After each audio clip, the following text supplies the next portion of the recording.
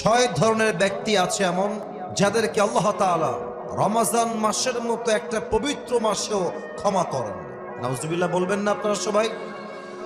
এক নাম্বার, তাকে আল্লাহ তাআলা মাফ করেন না যেই বান্দা রোজা রেখেও আব্বা আম্মার সঙ্গে খারাপ ব্যবহার করে, তার কোনো ক্ষমা নাই। যে রোজাও রাখে মায়ের সঙ্গে বদমেজাজ নিয়ে কথা বলে, যে রোজা রাখে বাবার সঙ্গে বদমেজাজ নিয়ে কথা বলে, আল্লাহর হাবিব বলেছেন আল্লাহ তার রোজাও কবুল করবেন না, রোজার মাস তাকে মাফও করবেন না। দেখেন কোরআন কি বলছে। আল্লাহ তাআলা বলেন وَقَضَى رَبُّكَ أَلَّا تَعْبُدُوا إِلَّا إِيَّاهُ وَبِالْوَالِدَيْنِ إِحْسَانًا إِمَّا يَبْلُغَنَّ عِندَكَ الْكِبَرَ أَحَدُهُمَا أَوْ كِلَاهُمَا فَلَا تَقُل لَّهُمَا أُفٍّ وَلَا تَنْهَرْهُمَا وَقُل لَّهُمَا قَوْلًا كَرِيمًا الله أكبر.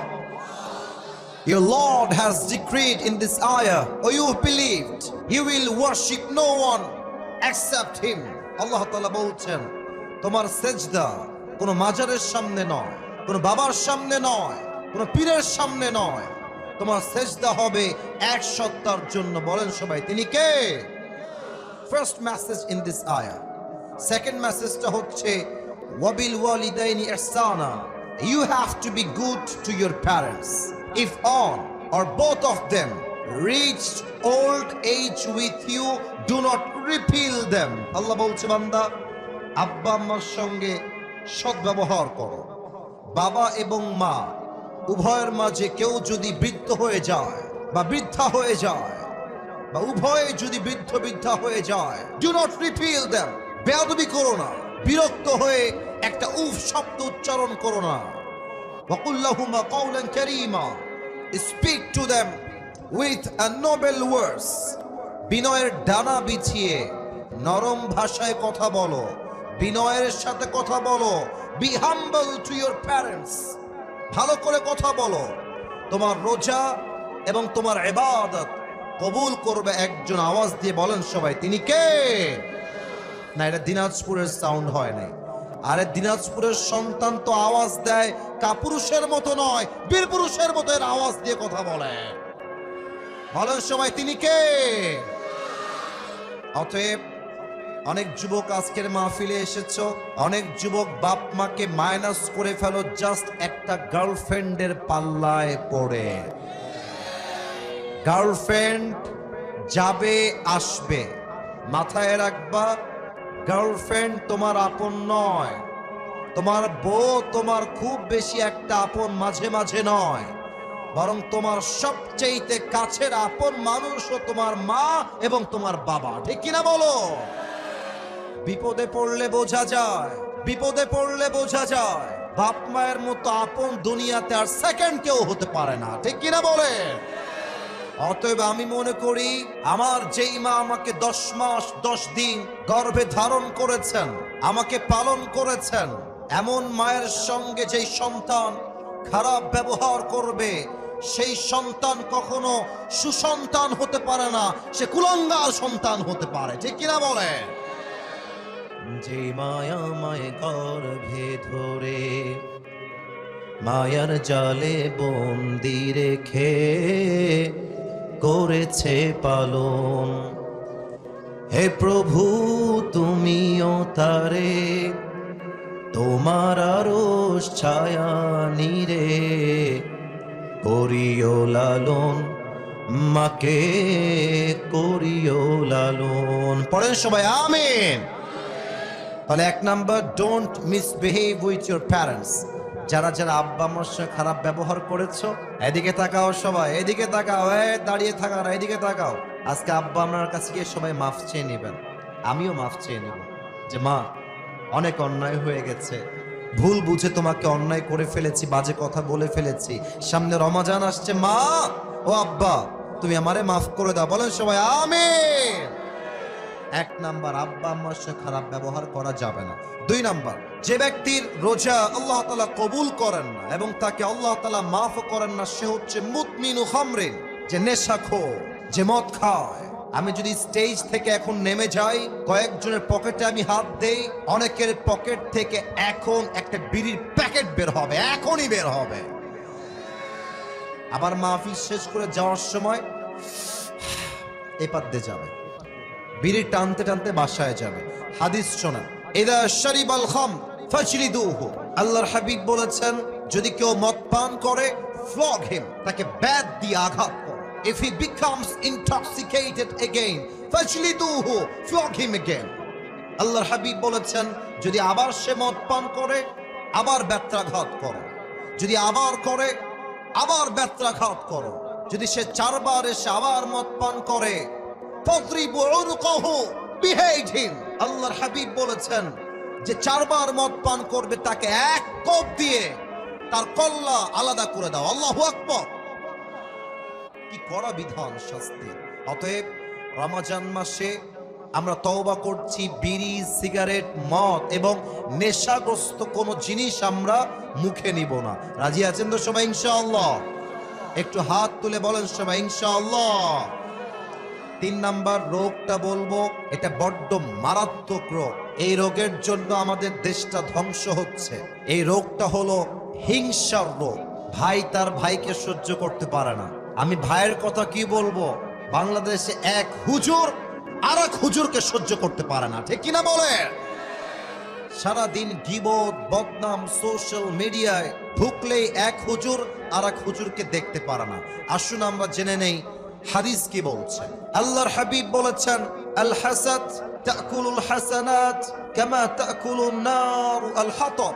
হিংসা মানুষের আমলকে এমন ভাবে জ্বালিয়ে দেয়, পুড়িয়ে দেয়, যেমন ভাবে আগুন কাঠকে পুড়িয়ে দেয়। এবং আল্লাহর হাবিব বলেছেন রমজান মাসে আল্লাহ তাআলা সবাইকে মাফ করে দিবেন, 2 জনকে মাফ করবেন না। তার মাঝে একজন হচ্ছে মুসাহেন, যে তার হৃদয়ে তার ভাইয়ের জন্য বিদ্বেষ পোষণ করে। অতএব সবাই আমরা নিয়ত করছি আমাদের হৃদয় থেকে সমস্ত হিংসা আমরা রমজানের পূর্বেই মুছে ফেলবো। বলেন সবাই ইনশাআল্লাহ। আর আপনারা গ্রামের মানুষ, আমি আসিফ হুজুর গ্রামের সন্তান। আমরা গ্রামের সন্তান বলেই আমাদেরকে মাইনাস করে দেওয়া যাবে না। পুরো পৃথিবীতে যারাই ইতিহাস করেছে, যারা ইতিহাসের রচনা করেছে, তার 90 ভাগেরও বেশি মানুষ গ্রাম থেকে উঠে গিয়ে ইতিহাস তৈরি করেছে। গ্রামে একটা সমস্যা আছে, একটু কিছু কথা হয়ে গেলে, একটু রাগারাগি হয়ে গেলে আর কথা বলে না, তাকায় না, সালাম কালাম দেয় না, আত্মীয়তার সম্পর্ক বিচ্ছিন্ন করে ফেলে। আল্লাহর হাবিব বলেছেন যে আত্মীয়তার সম্পর্ক বিচ্ছিন্ন করে তার কোন ইবাদত আল্লাহর কাছে কবুল হবে না। এর চাইতে মারাত্মক হাদিস শোনেন, এর চাইতে মারাত্মক হাদিস, লা ইয়াদখুলুল জান্নাতা কাতিউন, he who break the kinship relationship will not enter in the paradise। জাতীয়তার সম্পর্ক বিচ্ছিন্ন করে কোনো কারণ ছাড়া, তার জন্য আল্লাহর জান্নাত হারাম হয়ে যায়। নাউজুবিল্লাহ বলবেন না আপনারা সবাই? এজন্য যদি ভাই ভাইয়ের সঙ্গে ঝগড়া হয়ে যায়, বোন বোনের সঙ্গে ঝগড়া হয়ে যায়, যেখানে যা যেভাবে ঝগড়া হয়েছে, আজকে আমরা রোজার পূর্বেই সবকিছু মিটমাট করে নিব। বলেন সবাই আওয়াজ করে ইনশাআল্লাহ। 5 নাম্বারটা একটু দেখবেন আমার দিকে। এইটা আমার মুখে কি, এই যে আমার উপস্থাপক ভাই বলেছে, বাদ বাকি আওয়াজ আমার কানে আহামরি আসে নাই। আরেকবার, আমার মুখে এইটা লম্বা লম্বা কি ভাই? মাশাআল্লাহ। আচ্ছা, মিথ্যা বলবেন না। আমি জানি দিনাজপুরের মানুষ কথায় এক কাজেও এক। ভালোবাসলে আই লাভ ইউ, না বাসলে আই হেট ইউ, ঠিক কিনা বলেন? আচ্ছা মুরব্বী, আব্বাজান, যুবক ভাই, আমাকে দাড়িতে আনস্মার্ট লাগতেছে না স্মার্ট লাগতেছে? তো জোরে বলেন না, আর স্মার্ট না স্মার্ট? স্মার্ট লাগতেছে। মনে রাখবেন, দাড়ি কাটাই হচ্ছে এমন একটা গুনাহ, এখানে ওলামা একরাম আছেন, বানিয়ে বলার নো চান্স, নো অপরচুনিটি, যে দাড়ি কাটে প্রত্যেক সেকেন্ডে সেকেন্ডে তার আমলনামায় 60টা করে কবিরা গুনাহ লেখা হয়। এবার আসেন হাদিসটাকে মিলাই দেই। আপনি রোজা রাখলেন, ইটস এ ফাস্টিং, এটা রোজা, এটা সওয়াবের কাজ, সওয়াব করছেন একদিকে, আবার দাড়িটা কামাই ফেলেছেন। প্রত্যেক সেকেন্ডে সেকেন্ডে 7টা করে কবিরা গুনাহ, এদিকে রোজার সওয়াব। দুইটা যখন হবে প্লাস মাইনাস হবে, একদিকে যোগ হবে আর একদিকে ফাঁকা হবে। আপনার মাসের বেতন হচ্ছে 30,000 টাকা আর খরচ হচ্ছে 40,000 টাকা। মাস শেষে ব্যালেন্স অ্যাড হবে 30,000, খরচ হয়ে যাবে 40,000। দেখবেন প্লাস মাইনাস করলে ফলাফল হবে 0।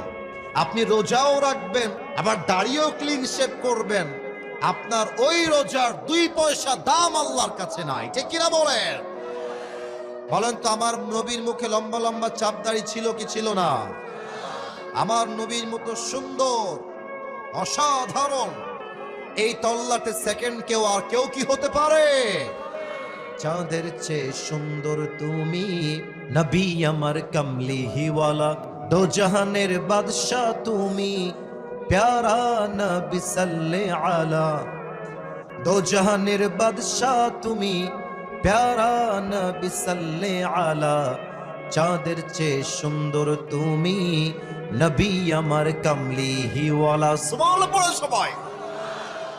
অতএব আব্বা জান যারা এসেছেন, যুবক যারা এসেছো, একটা ওয়াদা আমাকে করতেই হবে তোমাদের। একটা ওয়াদা না করলে কাউকে আমি ছাড়বো না। বলেন সবাই হুজুর। জোরে জোরে হুজুর। আমরা দিনাজপুরের সন্তান, আপনাকে ওয়াদা দিলাম আজ থেকে এই দাড়ি, সবাই দেখি একটু দাড়িতে হাত দেন, এই দাড়ি আমি আর কখনো কাটবো না। এই যেভাবে কাটবো না, বলেন সবাই ইনশাআল্লাহ। 6 নাম্বারটা বলে শেষ করছি। একটু আমার পা দেখবেন, বেয়াদবি নিবেন না, বেয়াদবি নিবেন না। পা দেখবেন, বেয়াদবি নিবেন না। এই যে আমার পায়ে এই যে টাকনুর কাছে পায়জামা আছে, যারা দেখতে পাচ্ছেন বলেন তো, আমার পায়জামা টাকনুর নিচে না টাকনুর উপরে? উপরে। পুরুষ মানুষের জন্য টাকনুর নিচে প্যান্ট পরা স্পষ্ট হারাম, নিয়ম হয়ে গিয়েছে চেঞ্জ। নারীর জন্য টাকনুর নিচে প্যান্ট পরতে হবে। নারীরা আজকাল ঢাকা শহরে হাফ প্যান্ট পরে ঘুরে বেড়ায়। আস্তে ঠিক বললেন কেন? জোরে বলেন। পুরুষদের জন্য প্যান্ট পরতে হবে টাকনুর উপরে, আর পুরুষরা গ্যাবার্ডিং প্যান্ট পরে ঘুরে বেড়ায়। ঠিক কিনা বলেন? আল্লাহর হাবিব বলেছেন, সতরের প্রত্যেকটা অঙ্গ তোমাকে ঢাকতে হবে। এবং যেই যুবক, যে পুরুষ টাকনুর নিচে প্যান্ট পরবে, যত দূর পর্যন্ত প্যান্টের কাপড় যাবে, প্রত্যেকটা অঙ্গকে জাহান্নামের আগুনে পুড়িয়ে ধূলিসাৎ করবে একজন। বলেন সবাই, তিনি কে? আল্লাহ আমাদের সবাইকে তুমি এই 6টা বদ আমল থেকে রমজানের পূর্বেই বাঁচার তৌফিক দান করো। পড়েন সবাই আমিন।